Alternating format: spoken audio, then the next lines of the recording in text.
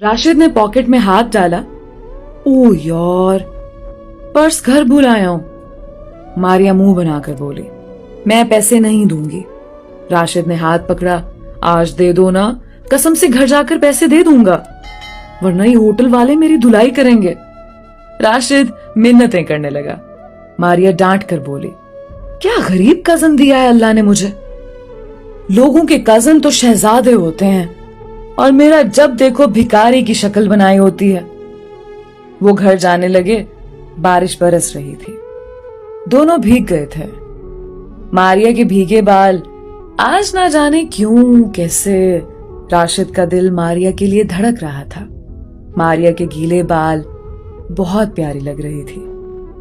राशिद मारिया की जानिब देखकर बोला, मारिया एक बात कहूं? मारिया ने हाँ में सर हिलाया। राशिद खामोश हो गया। वो लड़के वाला सीन याद आ गया। कुछ नहीं, घर चले गए। मारिया अपने कमरे में गई, चेंज किया। राशिद शुक्र अदा कर रहा था। आज मारिया थी तो बच गया, वरना क्या होता मेरे साथ। वक्त गुजरने लगा। मारिया की शादी की बातें होने लगी। घर वालों ने तो सोचा था मारिया और राशिद की शादी करवा देंगे, लेकिन राशिद ने इनकार कर दिया। मारिया भी सामने खड़ी थी। राशिद मुस्कुराकर बोला, मैं तो इसको 1 मिनट भी बर्दाश्त नहीं कर सकता। आप शादी की बात कर रहे हैं? इस हिटलर के लिए कोई लड़का ढूंढो और इसको भेजो यहां से। मैं तो शुक्र अदा करूं। राशिद तो मजाक में कह रहा था, लेकिन मारिया उदास हो गई। शादी की बात सुनकर ही मारिया परेशान हो गई थी। वो खेलते खेलते सबसे लड़ते झगड़ते कब बड़ी हो गई पता ही नहीं चला। राशिद ने तो साफ इनकार कर दिया। राशिद गार्डन में बैठे चाय पी रहा था। मारिया पास आई। राशिद की तरफ देखकर बोली, ओए पागल, बात सुनना मेरी। राशिद फेसबुक देख रहा था। हाँ बोलो। मारिया प्यार से बोली, मेरी तरफ देखो ना। राशिद ने नजर उठाकर देखा। मारिया ने आज मेकअप किया हुआ था। बहुत बहुत प्यारी लग रही थी। राशिद की आंखें खुली की खुली रह गईं। मारिया, ये तुम ही हो ना? माशाल्लाह, कितनी प्यारी लग रही हो। मारिया खामोश हो गई। फिर शादी से क्यों इनकार कर दिया? राशिद खामोश हो गया। मारिया पास बैठकर बोली, अच्छा, सॉरी फॉर एवरीथिंग। बहुत जल्द चली जाऊंगी। पागल, खुश रहना। छोड़ जाऊंगी जान तुम्हारी। ये कहते हुए मारिया की आंखें ना जाने क्यों नम हो गई थी। राशिद ने पूछना चाहा, मारिया क्या हुआ? मारिया चली गई। कुछ दिन गुजरे। एक रिश्ता देखा। लड़का किसी महकमे में ऑफिसर था। बात पक्की हो गई। लड़के वाले देखने आए। लड़का भी साथ आया था। मारिया चाय लेकर आई। लड़के ने कहा, मैं मारिया से अकेले में बात करना चाहता हूं। मारिया आंखें झुकाए खड़ी थी। वो लड़का इरफान आहिस्ता से बोला, देखें, बात सीधी है।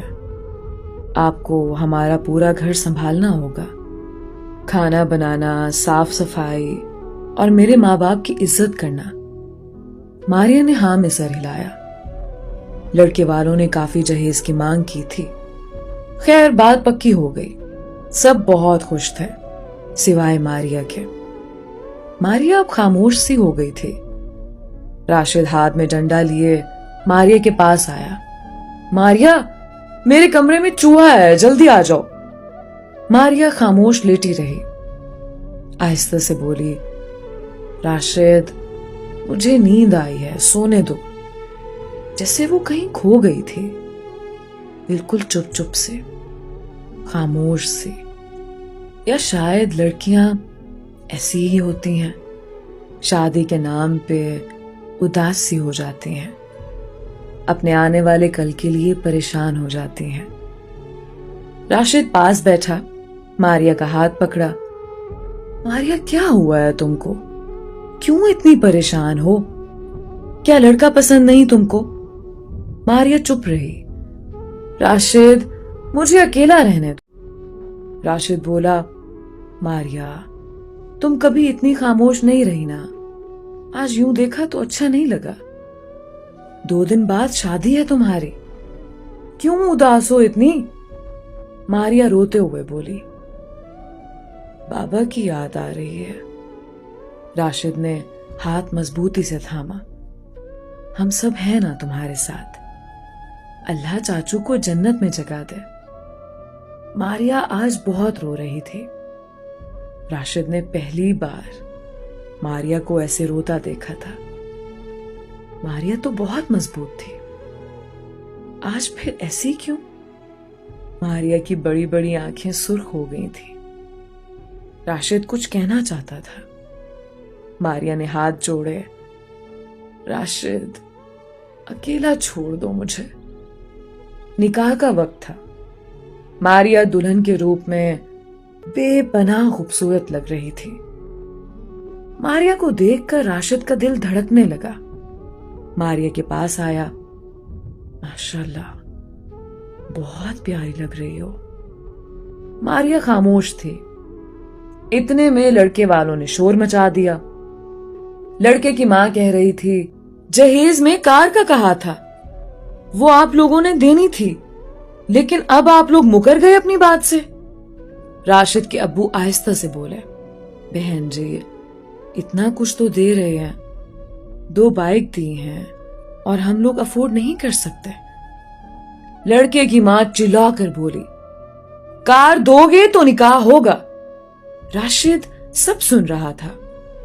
मारिया सामने खड़ी थी, सर झुकाए। मारिया की आंखें नम थीं। सब रिश्तेदार भी पास थे।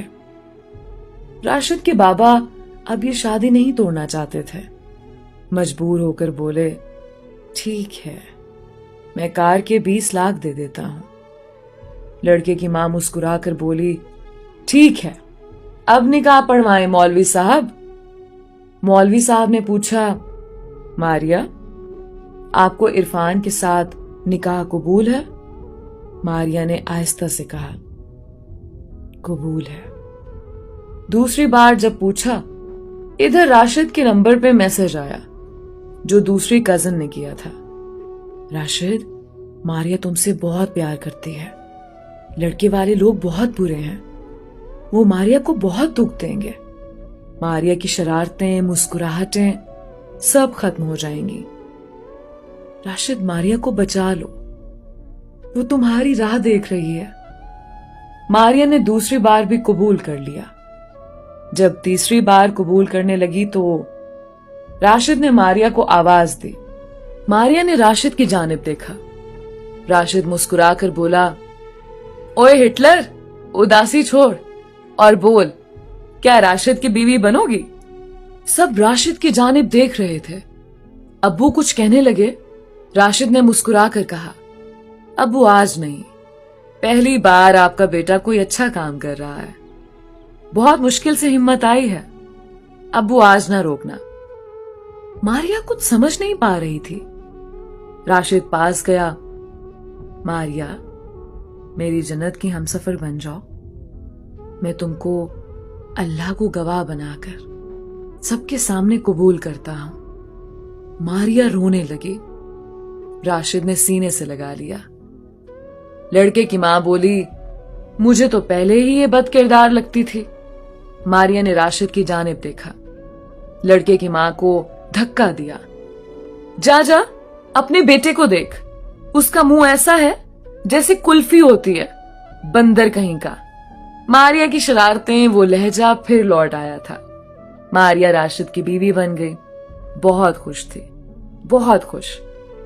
राशिद ने अच्छे वक्त पे अच्छा फैसला किया और मारिया की जिंदगी फना होने से बचा ली। राशिद ने शहजादा बनकर मारिया की जिंदगी को खुशियों से भर दिया। राशिद ने बताया, किसी के लिए जीना ही असल जिंदगी है।